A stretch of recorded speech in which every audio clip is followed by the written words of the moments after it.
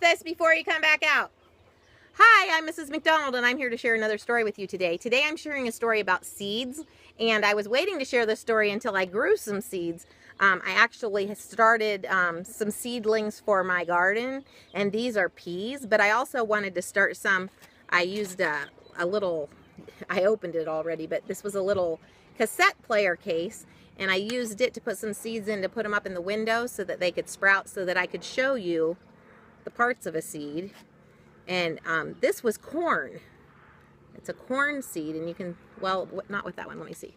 With this one, you can see the seed there, and then here's the root coming down, and the little plants going up. This, oh, here's the best one. Let me show you this.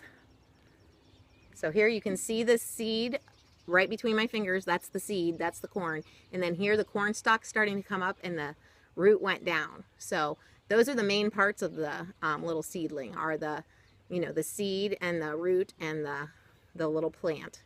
So I started those so that I could show you before I'd read this book. I'm going to be planting some tomatoes tonight, and I think I'm also, oh, some little cherry tomatoes and some big tomatoes, and I got some bush beans, but I'm not planting those tonight.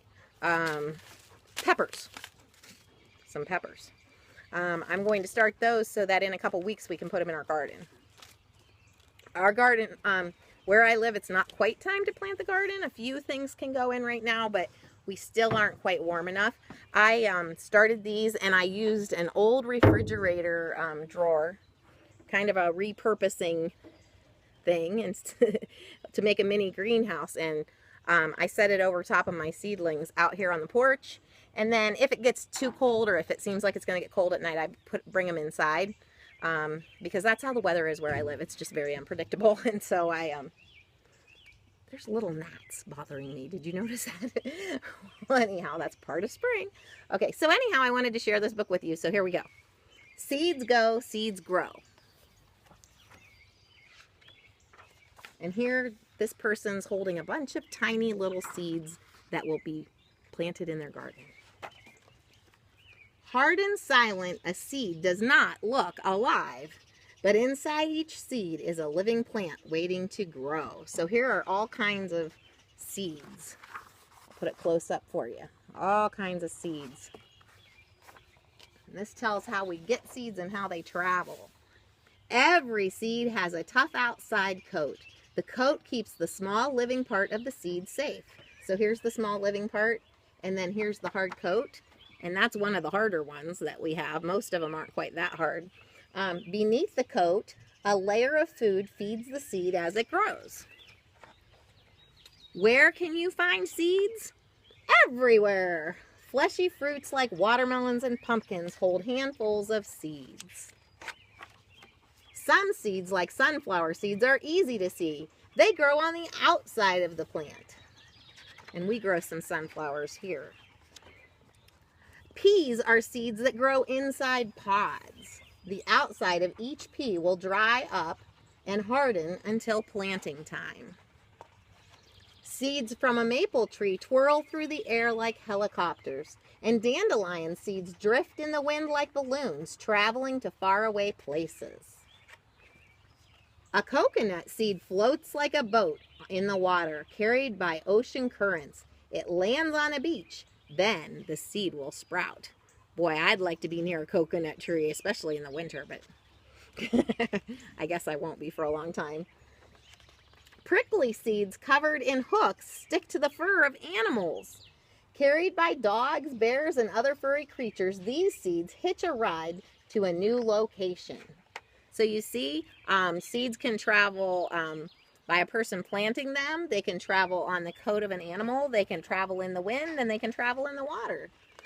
How are seeds made? They begin with flowers. Each flower produces pollen. Grains of pollen look like fuzzy yellow dust near the center of a flower. Can you see the fuzzy yellow, whoops, the fuzzy yellow dust? Yeah, that makes some people sneeze. Busy butterflies, bees, and moths carry pollen from blossom to blossom. This process is called pollination, and I want to give you a close-up look at this bee. See? See how they have that on their little legs? They're picking them up. Well, he's picking them up, or she. I think it's he. Yeah. A worker bee. After pollen grains attach to the sticky insides of a flower, seeds begin to form.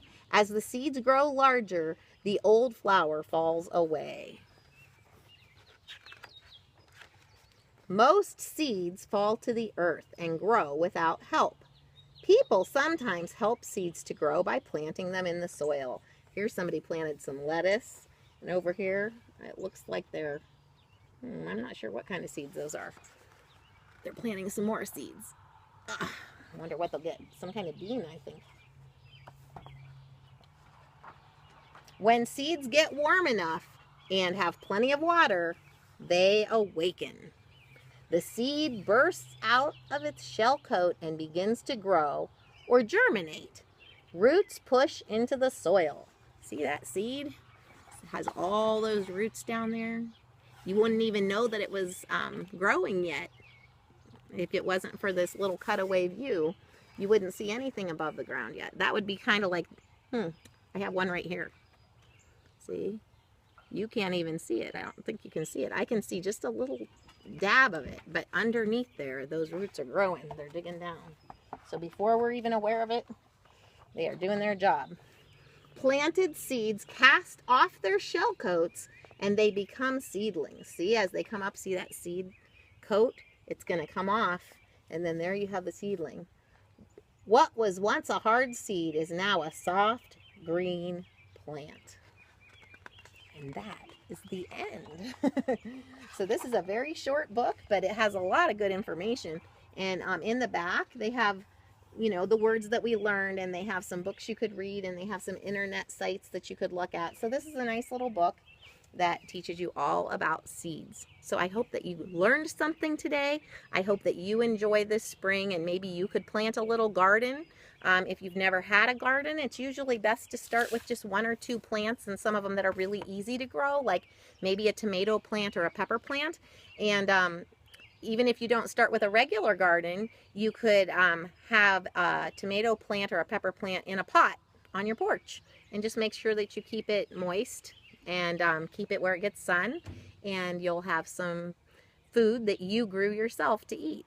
And another idea is just to have a little raised garden, which I have 2 little ones at the ends of our regular garden. I have 2 little raised gardens, and I consider those mine. And although my husband already took over half of one of mine because we planted some onions already. That's the only thing we've planted so far, are some onions. And but anyhow, I like using their little raised gardens because they're just easier to take care of for me, especially because I'm older. And you can grow quite a bit in there. They're quite popular. But if you just have a little garden like that, you could grow some things, and make sure you pick some things that are easiest to grow at first, and get some experience. And then maybe the next year you can add another one. But anyhow, I'm enjoying growing my things. I enjoy watching things grow, whether it's plants or children. So, and dogs, of course, puppies and our baby chicks, but I've showed you those in some other books. I'm trying to see if any of my dogs are around. You probably saw them peeking in over here, but they're gone now. So I guess I'll say goodbye. Bye. Have a great day. Have a great spring.